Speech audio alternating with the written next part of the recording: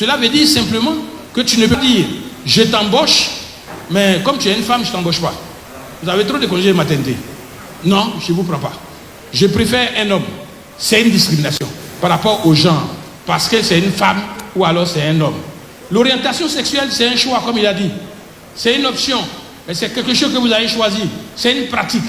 Et là, c'est dangereux parce que l'orientation sexuelle, la notion d'orientation sexuelle est un fourre-tout. Il y a tout dedans. L'homosexualité, la pédophilie, la zoophilie, tout est dedans. Et on nous dit que si vous discriminez quelqu'un qui lui-même a confessé être un homosexuel, alors vous l'aurez discriminé. Et vous êtes passible de poursuites et de condamnation, 1 an à 2 ans de prison, 500 à 2 millions d'amende. Cela veut dire quoi? Simplement que si vous êtes titulaire propriétaire d'une maison, que vous décidez de mettre la maison en location, vous savez dans le quartier que X est un pédophile. X est un pédophile. Il se présente à vous, dans votre cour commune où il y a plein d'enfants, il veut prendre cette maison en location. Vous percevez le danger. Vous décidez de ne pas lui donner, vous lui signifiez. Vous êtes pédophile, je ne peux pas vous donner ma maison en location. Il va devant le juge. Et parce qu'on a mis orientation sexuelle dans les textes, ce texte remonte au niveau des normes qui sont acceptées par le droit. Le juge dira, est-ce qu'il a vraiment dit qu'il vous refusait la location parce que vous étiez simplement pédophile? Il dit oui. Est-ce que vous êtes vraiment pédophile? Oui, monsieur le juge. On ne peut pas le poursuivre. La loi dit qu'il faut protéger son orientation sexuelle. Que le discriminer, c'est une faute.